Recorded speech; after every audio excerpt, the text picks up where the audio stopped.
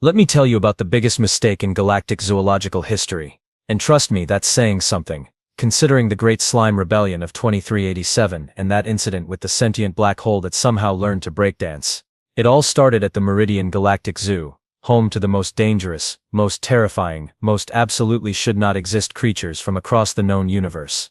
Think of it as a cosmic collection of everything that evolution decided to give way too many teeth and an attitude problem. The crown jewel of this interstellar house of horrors was the Vorthak.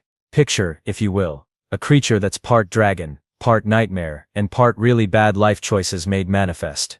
This thing had terrorized 3 different star systems before they managed to capture it. We're talking about a beast so fierce that entire civilizations would pack up and move to a different galaxy just to avoid being in the same cosmic neighborhood. Standing at roughly the size of a small apartment building, with claws that could slice through reinforced titanium like warm butter, and a roar that could shatter windows from orbit. The Vorthak was the kind of creature that made hardened space marines wet themselves and request immediate transfers to desk jobs. Enter Keeper Zellion, the zoo's director. Picture a 7-foot-tall purple mantis wearing a lab coat and an ego the size of Jupiter. Zellion considered himself the galaxy's foremost expert on dangerous fauna, despite the fact that his previous job was selling insurance on a peaceful agricultural planet where the most dangerous thing was an occasionally grumpy space cow. Now you might wonder how a cosmic monster ended up being babysat by a human. Well, that's where the story gets really stupid. The zoo had recently hired Jake Martinez as part of their new diversity initiative. You see, humans had just joined the Galactic Council, and everyone was still trying to figure out what exactly we were good for. Most species saw us as these adorable little primates who somehow stumbled into space technology, like watching a toddler accidentally build a rocket ship. Jake was supposed to be a janitor. Simple job, really. Mop floors, empty trash cans, try not to get eaten by the exhibits. Standard stuff. On the day everything went sideways, the zoo's main computer system decided to have what could generously be called a complete nervous breakdown. Security protocols were scrambled. Containment fields were flickering like a disco ball having a seizure, and somehow, the work assignment system got its wires crossed. Instead of custodial duty, level 7 restrooms, Jake's tablet cheerfully displayed creature care, Vorthak habitat. Temporary assignment during system maintenance. Meanwhile, Zellion was dealing with an emergency council meeting about the computer malfunction. As he rushed out, he glanced at his duty roster and saw that the Vorthak was covered. He didn't bother checking who was assigned. After all, only the most experienced xenobiologists would be trusted with their prize attraction, right? Wrong. So very catastrophically wrong. But here's the thing about humans that the rest of the galaxy hadn't figured out yet. We have this incredible ability to look at a situation that should absolutely terrify us, and instead think, well, this seems manageable. Jake looked at his assignment, shrugged, and figured he'd go introduce himself to whatever exotic space pet needed looking after. He grabbed his cleaning supplies, a sandwich for lunch, and headed toward the high-security wing, completely oblivious to the fact that he was about to have a very intimate meeting with the galaxy's most feared apex predator. The automatic doors hissed open, and Jake stepped into what was about to become the most expensive babysitting gig in galactic history. Jake walked into the habitat expecting to find maybe a space hamster or one of those cute little creatures that look like a cross between a kitten and a jellyfish. You know, something that would require basic feeding and maybe some light entertainment. What he found instead was a creature that looked like someone had asked a committee of nightmares to design the perfect killing machine, and they had really committed to the project. The Vorthak was currently demolishing what appeared to be a reinforced steel jungle gym that probably cost more than Jake's yearly salary. It moved with the fluid grace of a predator that had never, not once in its entire evolutionary history, been anything other than the thing at the very top of the food chain. Jake stopped dead in his tracks. His brain, bless its little human heart, took about 3 seconds to process what he was looking at. Most rational beings would have used those 3 seconds to turn around and run screaming for the nearest exit, preferably while wetting themselves for good measure. Jake used those 3 seconds to think, wow, that's a big dog. I wish I was kidding. The Vorthak noticed Jake immediately. It slowly turned its massive head, revealing eyes the size of dinner plates that glowed with an intelligence that suggested it was calculating exactly how many bites it would take to finish him off. Its jaw, which could have easily fit a small spacecraft, dropped open to reveal rows of teeth that could make a shark weep with envy. The creature stared at Jake. Jake stared back. The tension in the air was so thick you could have cut it with one of the Vorthak's claws. Then Jake did something that defied every survival instinct that evolution had spent millions of years carefully programming into human DNA. He smiled and said, "Hey there, buddy. What's your name?" The Vorthak blinked, both eyes. Slowly, like a cat that's just been asked to solve calculus. Jake, interpreting this as curiosity rather than the creature deciding which limb to start with, stepped closer. You're a big guy, aren't you? Yes, you are. Look at those teeth. Someone's been taking good care of their dental hygiene. Now here's where things got weird. And by weird I mean the kind of weird that makes xenobiologists quit their jobs and become accountants. The Vorthak tilted its massive head to one side exactly like a confused puppy. Its tail, which was covered in spikes that could puncture battle armor, started to wag. Slowly, tentatively. Like it wasn't quite sure what this new emotion was but thought it might be nice. Jake, being human and therefore incapable of recognizing mortal danger when it's staring him in the face, interpreted this as friendliness. Oh, you're just lonely, aren't you? When's the last time someone actually talked to you instead of running away screaming? The creature's response was to make a sound that was somewhere between a purr and a low-frequency rumble that could probably register on seismic equipment. Jake took this as encouragement. All right. Let's see what we're working with here. Jake looked around the habitat, which looked like a tornado had hit a military surplus store. Someone's been redecorating. I see. Very abstract. I like the post-apocalyptic chic vibe you've got going. The Vorthak followed Jake's gaze and then looked back at him almost sheepishly. If a creature capable of casual genocide can look sheepish. Jake spotted a mangled security drone in the corner. What's this? Did you catch this yourself? He picked up the twisted metal. Good boy. What a good hunter you are. And that, my friends, is when the galaxy's most feared apex predator started wagging its tail like an overexcited golden retriever. Jake threw the drone debris across the habitat. Fetch. The Vorthak looked at the debris, looked at Jake, looked back at the debris and then bounded after it with all the terrifying grace of a creature that could level a city block, but all the enthusiasm of a dog who'd just discovered the concept of fetch for the first time. It brought the mangled drone back and dropped it at Jake's feet, then sat down and looked at him expectantly, its massive tail thumping against the ground hard enough to crack the reinforced flooring. Good boy.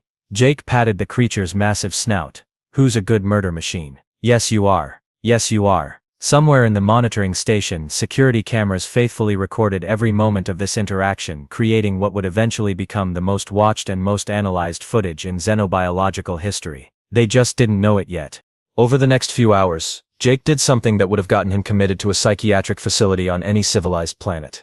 He started treating the Vorthak like a really big dog that just happened to be capable of wiping out entire species. All right, Spike, Jake said. Because of course he gave it a nickname. Let's work on some basic commands. Sit. The creature, who had apparently decided that Spike was an acceptable name, looked at Jake with what could generously be called confusion. Jake pointed at the ground. Sit. Like this. He demonstrated by sitting cross-legged on the floor. Spike tilted his massive head, processing this new concept. Then, with the careful deliberation of a creature trying not to accidentally crush its new favorite human, he slowly lowered his bulk to the ground. The impact registered on monitoring equipment 3 floors down. Good boy. Now stay. Jake held up his hand in the universal stop gesture. Spike froze like a statue. A very large, very deadly statue with glowing eyes. Jake walked across the habitat. Spike's eyes tracked him, but the creature didn't move a muscle. When Jake returned, he was greeted with what could only be described as the most terrifying tail wagging in galactic history. Excellent. You're a natural at this. Jake scratched behind what he assumed were Spike's ears. They were actually sensory organs capable of detecting prey from 3-star systems away, but Jake didn't know that. And Spike wasn't telling. The real breakthrough came when Jake started working on the "Don't Disintegrate the Tourists" command. This was more challenging, mainly because Spike had never been taught that some things weren't supposed to be disintegrated. Jake set up a mock scenario using maintenance bots. Okay, Spike. These are guests. We don't eat guests. Guests are friends. Spike examined the bots with the intensity of a creature trying to understand why these small noisy things weren't supposed to be lunch. Jake could practically see the gears turning in that massive head. Friends, Jake repeated, petting one of the bots. See. Friends. Spike sniffed the bot delicately, then gently nudged it with his snout. The bot went flying across the habitat and embedded itself in the wall, but hey, it wasn't disintegrated. Progress.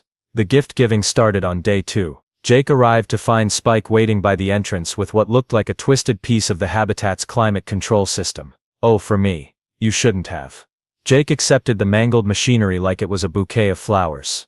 This is beautiful, Spike. Really top-quality destruction here. Spike's tail thumped with pride, creating small craters in the floor. The gifts escalated quickly. By the end of the week, Spike was presenting Jake with increasingly impressive pieces of demolished infrastructure. A piece of the reinforced wall here, a chunk of the observation deck there. Jake accepted each offering with the enthusiasm of a parent whose child had just brought them a finger painting. Security's not going to be happy about this, Jake muttered, examining what appeared to be a twisted piece of the facility's main support beam. But look at the craftsmanship, you really put effort into this one. The feeding schedule was Jake's next innovation.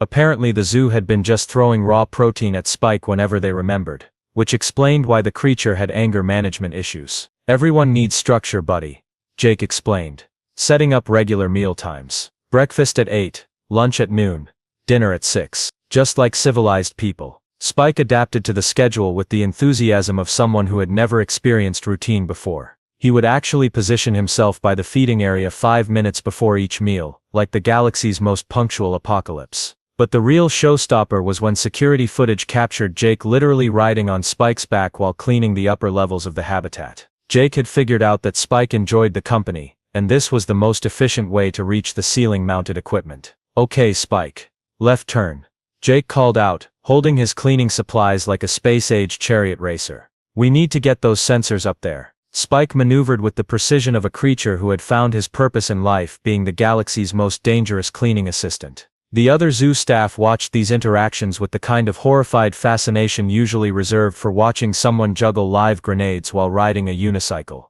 Dr. Kelvax, the head xenobiologist, spent so much time staring at the monitors that his assistant started bringing him meals at his desk. This is impossible, Dr. Kelvax muttered for the 100th time. Vorthax don't bond. They don't play. They certainly don't perform domestic tasks. Maybe someone should tell the Vorthak that, his assistant replied, watching as Spike carefully moved a piece of equipment so Jake could clean under it. And what? Dr. Kelvax continued.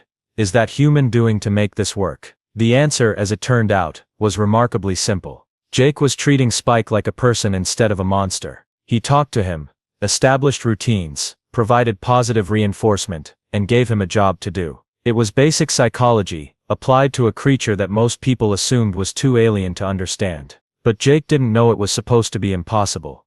So he just kept doing it. By the end of the first week, Spike had gone from the terror of the galaxy to something that looked suspiciously like a really big, really dangerous pet. He had learned 17 different commands, mastered the art of gentle gift-giving, and had apparently appointed himself as Jake's personal bodyguard and cleaning assistant. The transformation was so complete that when Jake took his first lunch break, something unprecedented happened. Spike noticed his human was gone, and he was not okay with this development. Not okay at all. Keeper Zellian chose the absolute worst possible moment to return from his extended emergency council sessions. He strutted into the zoo's main control center with the confidence of someone who had just spent 3 days explaining to bureaucrats why his facility was the crown jewel of galactic entertainment. Completely unaware that his crown jewel had undergone a personality transplant. Status report. He barked at Dr. Kelvax, who was still glued to the monitoring station like it was showing the galaxy's most addictive soap opera. Well, sir, Dr. Kelvax began. Not quite sure how to explain what he'd been witnessing.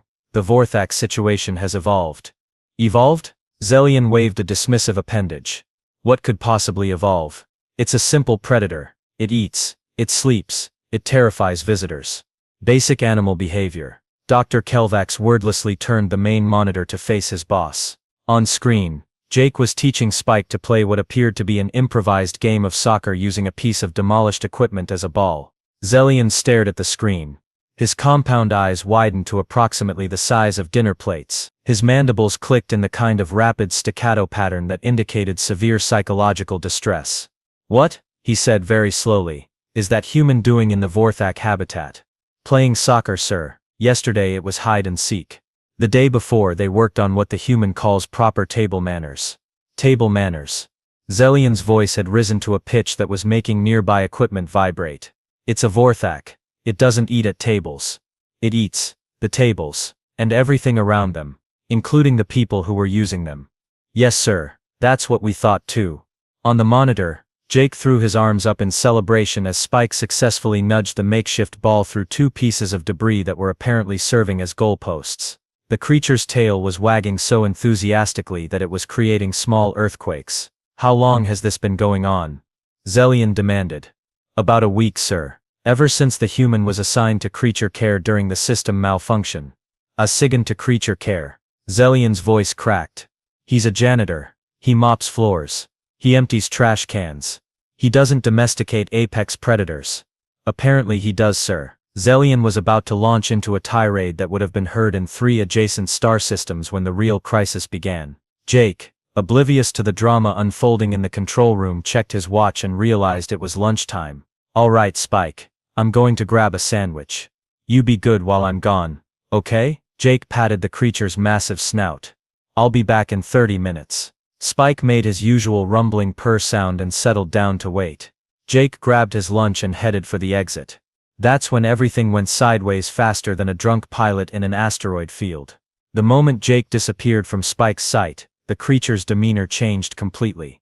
The contentment vanished, replaced by something that can only be described as separation anxiety on a planetary scale. Spike stood up and began pacing around the habitat, making a sound that was part whine, part roar, and part something that registered on equipment designed to detect tectonic activity. He went to the spot where Jake usually stood, sniffed around frantically, then looked toward the exit with an expression of growing panic. "Sir," Dr. Kelvax said, his voice tight with the kind of concern usually reserved for imminent galactic catastrophes.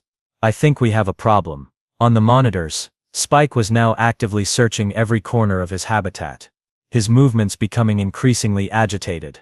The whining sounds he was making were getting louder and more distressed.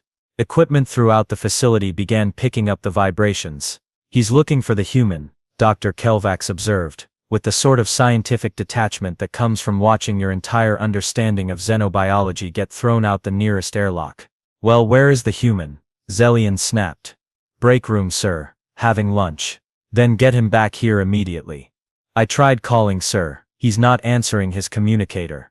That's when Spike apparently decided that if Jake wasn't coming back, he would go find Jake himself. The first indication that this was happening was when every alarm in the facility started going off at once. The second indication was when the reinforced containment barriers that had been designed to hold creatures capable of destroying small moons began to buckle under sustained assault. "Containment breach in Sector 7. The facility's AI announced with the kind of calm that only artificial intelligences can maintain while announcing the end of the world. Vorthak containment compromised. Initiating emergency protocols." On the monitors, they watched Spike systematically demolish everything between him and the exit. But here's the thing that made this crisis different from every other monster rampage in galactic history. Spike wasn't destroying things out of rage or bloodlust. He was destroying them because they were in his way, and he needed to find his human. "Why isn't he going on a killing spree?" Zelian demanded, watching as Spike carefully stepped over a group of maintenance workers who had wisely decided to play dead. "Vorthaks don't show restraint. They don't avoid casualties. They certainly don't look worried." "I think he's trying not to hurt anyone, sir," Dr. Kelvax said, his voice filled with the kind of awe usually reserved for witnessing the birth of stars. "Look at how he's moving. He's being careful." Spike had indeed broken out of his habitat, but instead of the massacre everyone expected, he was methodically searching the facility. He would stick his massive head into rooms, look around, make his distressed whining sound, and move on. When he encountered staff members, he would sniff them briefly and then ignore them completely, apparently recognizing that they weren't the human he was looking for. The emergency protocols that kicked in were designed for a rampaging monster, not a lovesick apex predator having an emotional crisis. Blast doors slammed shut, cutting off sections of the facility. Security teams mobilized with weapons that could theoretically stop a small army. Evacuation alarms blared. None of it mattered. Spike tore through blast doors like they were made of tissue paper, ignored the security teams completely, and seemed utterly indifferent to the evacuation alarms. He had one mission: find Jake. The search led him through the main visitor areas, where tourists got the shock of their lives as a creature from their worst nightmares came thundering past, completely ignoring them in favor of sniffing around looking lost and upset. "He's heading for the administrative section," Dr. Kelvax reported, tracking Spike's progress on the facility map. "At this rate, he'll reach the break room in approximately 3 minutes. Can't we just tell the human to come back?" Zelian asked, his voice reaching new octaves of panic. "Still not answering his communicator, sir. I think he left it in the locker room." That's when they heard it. Even through the reinforced walls of the control room, they could hear Spike's calls getting closer. The sound was heartbreaking, a creature of unimaginable power reduced to crying for someone who had shown him kindness. Finally, Spike's massive head appeared outside the break room window.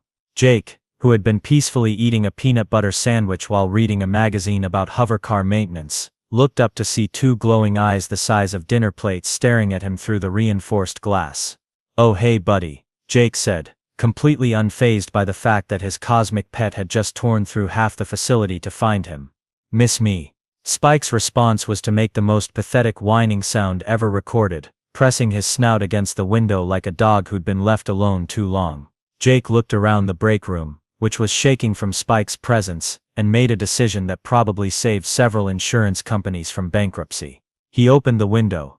"Come here, you big baby," Jake said, reaching out to scratch Spike's snout. "I was only gone for 20 minutes.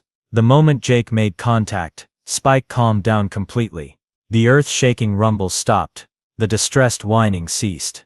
The galaxy's most feared predator, essentially melted with relief. In the control room, Zelian and Dr. Kelvax watched this interaction with the kind of stunned silence usually reserved for witnessing miracles. "Sir," Dr. Kelvax said finally, "I think we need to have a conversation with the human." The march to the break room was a sight to behold. Keeper Zelian strode through the facility's corridors with the righteous fury of someone whose entire worldview had just been demolished by a janitor in a domesticated apocalypse. Dr. Kelvax followed behind, frantically taking notes on a tablet while trying to keep up with his boss's angry pace. They had to navigate around the spike-shaped holes in 3 blast doors, step over scattered debris from the impromptu facility renovation, and dodge maintenance crews who were already starting the lengthy process of explaining to insurance adjusters why their monster-proof containment system now looked like it had been redecorated by a cosmic blender. 30 years, Zelian muttered as they walked, his mandibles clicking with each word. 30 years I've been studying dangerous fauna. I have 17 advanced degrees in xenobiology. I've written 43 papers on predator psychology. And some human with a mop bucket waltzes in here and turns the galaxy's most feared creature into a house pet. To be fair, sir, Dr. Kelvax ventured, the human does seem to have a natural talent for natural talent. Zelian's voice hit a pitch that made nearby equipment vibrate. It's a janitor. The most dangerous thing janitors are supposed to handle is a clogged drain. Not apex predators with separation anxiety. They reached the break room to find Jake sitting cross-legged on the floor, with Spike's massive head resting in his lap. Jake was scratching behind the creature's sensory organs while Spike made contented rumbling sounds that were probably registering on seismic equipment 3 floors down. "Jake Martinez," Zelian announced, his voice carrying the full weight of bureaucratic authority. "We need to talk." Jake looked up, still absently petting Spike. "Oh hey there. You must be my boss. Sorry about the mess. Spike here got a little worried when I went to lunch. Didn't you, buddy?" Spike's response was to nuzzle Jake's hand and make a sound that was somewhere between a purr and a small earthquake. "Worried?" Zelian's compound eyes bulged. "It destroyed half the facility. It breached containment. It caused a facility-wide emergency evacuation. Yeah, he's got some attachment issues," Jake said, as if discussing a slightly neurotic house cat rather than a creature capable of casual genocide. "But look, he didn't actually hurt anyone, did he? He was just looking for me." "That's not the point," Zelian sputtered. "The point is that this creature is supposed to be the crown jewel of our collection, a terrifying predator that strikes fear into the hearts of visitors from across the galaxy. Not whatever this is. What this is," Jake replied, giving Spike another scratch, "is a really big guy who was probably just lonely. Right, Spike?" Spike's tail thumped against the floor with enough force to crack the reinforced tiles. "Lonely?" Zelian's voice had reached frequencies that were making the windows vibrate. "It's a Vorthak. They don't get lonely. They don't form attachments. They're solitary apex predators." "Says who?" Jake asked, genuinely curious. Says the scientific literature. Says decades of research. Says every xenobiologist in the galaxy." Jake considered this. Well, did any of those xenobiologists ever actually try talking to one? The question hung in the air like a cosmic anvil. Zelian's mandibles clicked frantically as he processed the implications. That's not how xenobiology works," he said finally. "You don't just talk to dangerous predators. You study them. You observe them. You maintain safe distances and controlled environments. But you don't actually interact with them as individuals," Jake said. It wasn't a question. Dr. Kelvax, who had been quietly recording this entire exchange, looked up from his tablet. "Actually, sir," He has a point. Most of our research has been based on observational data from captured specimens in high-stress environments. We've never actually attempted socialization protocols. Socialization protocols. Zelian turned on his assistant. They're not pets, Kelvax. They're not meant to be socialized. Says who? Jake repeated. I mean, Spike here is pretty social. Aren't you, buddy? On cue, Spike lifted his massive head and looked directly at Zelian. It wasn't a threatening look, exactly, but it was the kind of look that suggested the creature was paying very close attention to this conversation and forming opinions about the participants. Zelian took an involuntary step backward. This is ridiculous. You've compromised our most valuable exhibit. The Vorthak is supposed to be fierce, untamable, terrifying. How are we supposed to attract visitors to see a creature that acts like an oversized house pet? I don't know, Jake said. Maybe people would be more interested in seeing something amazing rather than something terrifying. Amazing? Zelian's voice cracked. What's amazing about a domesticated predator? Jake stood up, which caused Spike to immediately shift position to stay close to his human. You want to know what's amazing? The fact that this guy, who everyone said was nothing but a mindless killing machine, is actually incredibly intelligent. He learns commands faster than any dog I've ever seen. He's gentle when he needs to be, protective when he should be, and loyal to a fault. Spike, as if understanding the praise, sat up straighter and made a sound that was clearly pleased. He's got personality, feelings, preferences. He likes routine. He enjoys having a job to do. He gets excited about games and proud when he does something well. He even has a sense of humor. Sense of humor? Dr. Kelvax asked, looking up from his frantic note-taking. Oh yeah. Yesterday he hid behind the climate control unit and jumped out to surprise me. Scared the hell out of me, and he thought it was hilarious. Spike's tail thumped at the memory, and he made a sound that could only be described as chuckling. This is insane, Zelian muttered. Absolutely insane. Maybe, Jake said. But it's also pretty incredible. I mean, think about it. You've got a creature here that's been misunderstood for who knows how long. Everyone just assumed he was a monster because he looked scary and acted out when he was scared or lonely. But give him some attention, some structure, some purpose, and look what happens. Zelian stared at Jake, then at Spike, then back at Jake. You're suggesting that our entire approach to dangerous fauna has been wrong. I'm suggesting that maybe some of what we call dangerous is just misunderstood, Jake replied. I mean, Spike here hasn't shown any aggression toward anyone who wasn't threatening him, or keeping him from something he wanted. That's not mindless violence. That's pretty reasonable behavior, actually. Reasonable behavior. Zelian's voice had reached a pitch that was making small objects vibrate. It demolished containment barriers designed to hold creatures capable of destroying planets. Because he wanted to find me, Jake said, patiently. If someone locked you in a room and kept you from your best friend, wouldn't you try to break out? Spike chose this moment to demonstrate his loyalty by positioning himself between Jake and Zelian. It wasn't an aggressive posture, but it was definitely a protective one. The message was clear. Jake was under Spike's protection, and anyone who upset Jake would have to deal with Spike. Zelian looked at the creature, then at Jake, then at the massive amount of facility damage visible through the break room window. His shoulders sagged as the full implications of the situation hit him. You realize, he said slowly, that I can't have a janitor running around domesticating apex predators. It's against every safety protocol in the book. Then maybe, Jake said, you need to rewrite the book. I can't just actually, sir. Dr. Kelvax interrupted. There might be a solution. Both Jake and Zelian turned to look at the assistant, who was practically vibrating with excitement. The human has demonstrated unprecedented success in what we could call interspecies behavioral modification. We could reclassify him as a specialist consultant. Create a new position. Senior interspecies relations coordinator perhaps. You want to promote the janitor? Zelian asked faintly. I want to promote the only person in galactic history who has successfully domesticated a Vorthak. Dr. Kelvax replied. Think about the research opportunities, the potential applications, the pure scientific value of what he's accomplished. Jake looked down at Spike, who was watching this conversation with the kind of intelligent attention that suggested he understood more than anyone had given him credit for. What do you think, buddy? Jake asked. Want to keep working together? Spike's response was to gently nuzzle Jake's hand, then look directly at Zelian with an expression that clearly said, you'd better say yes, or we're going to have a problem." Zellion looked at the creature, looked at the destruction visible through the window, looked at Jake, and made the kind of decision that separates good administrators from great ones. "Fine," he said, "but you're getting the biggest insurance premium increase in galactic history added to your personnel file." 6 months later, the Meridian Galactic Zoo had become the most popular tourist destination in 3 sectors, and Jake Martinez had somehow become the most famous human in the galaxy without actually trying. The transformation hadn't happened overnight.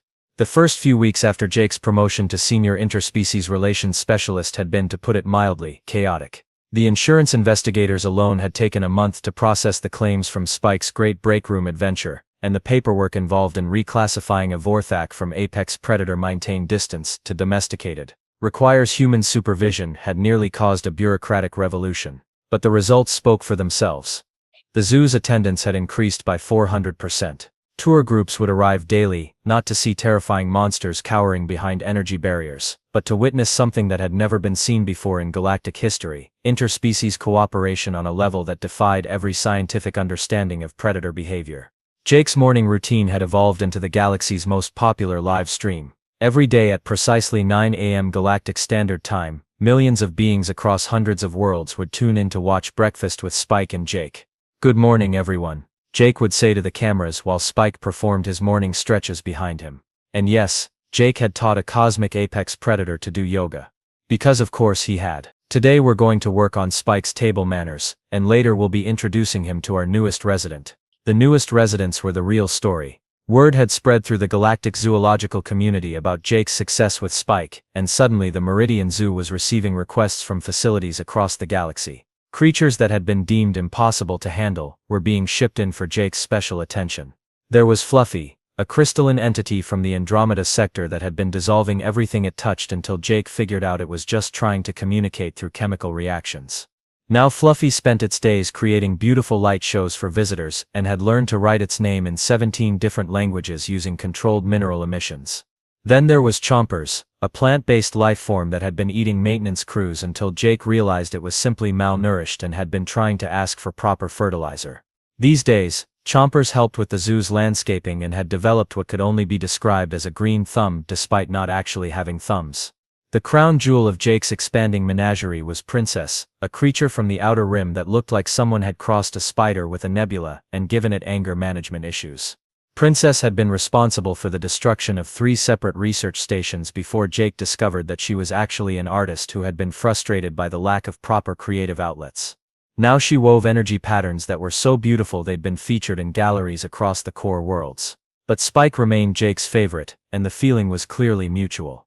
"All right, buddy," Jake announced to both Spike and their live audience of several million beings, "let's show everyone what we've been working on." Spike's performance had evolved far beyond simple tricks. The creature had learned to interact with tour groups, carefully controlling his strength and intimidation factor to provide exactly the right level of excitement without actual terror. He could gauge his audience perfectly, giving small children gentle head pats while providing adults with more dramatic displays of his abilities. "Today's group is from the Centauri Educational Collective," Jake explained to Spike, who was listening with the kind of focused attention that most people reserve for important business meetings. "Lots of younglings, so we're going with the gentle giant approach." Spike nodded, actually nodded. Dr. Kelvax had stopped trying to explain how a creature with Spike's neural structure could understand complex social dynamics and had instead just started documenting everything for what was sure to be the most comprehensive xenobiological study in galactic history. The tour group arrived right on schedule, a collection of various species children and their very nervous chaperones. The adults hung back near the exits, ready to run at the first sign of trouble, while the younglings pressed against the observation barriers with the fearless curiosity that only children possess. "Good morning, everyone," Jake called out. "I'd like you to meet my friend Spike. Spike, can you say hello to our visitors?" Spike approached the barrier and carefully lowered his massive head to child level. He made a sound that was somewhere between a purr and a gentle rumble, the kind of sound that said hello in a voice that was designed to be non-threatening.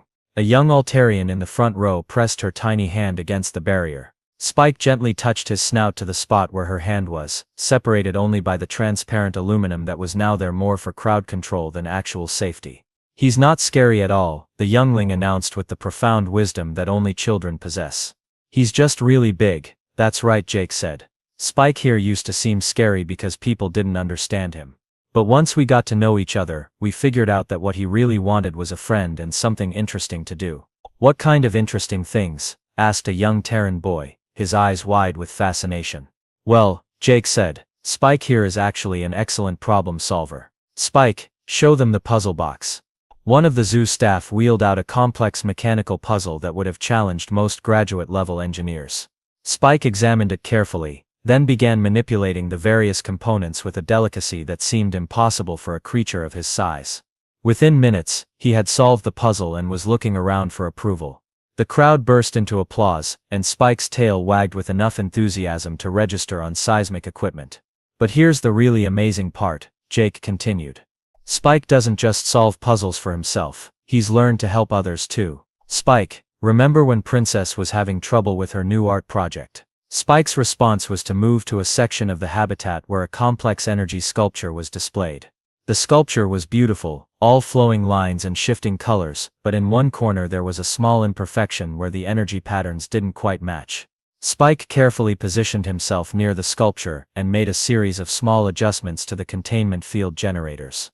The energy patterns shifted, the imperfection disappeared, and the sculpture became even more beautiful than before. He figured out how to help Princess fix her art, Jake explained. That's not just intelligence, that's empathy. He saw that his friend was frustrated and found a way to help. The tour group was silent for a moment, processing the implications of what they'd just witnessed. Finally, one of the adult chaperones spoke up. You mean, she said slowly, that this creature is capable of friendship with multiple species? Not just capable, Jake replied. He actively seeks it out. Most of what we call aggressive behavior in creatures like Spike is actually just loneliness or frustration.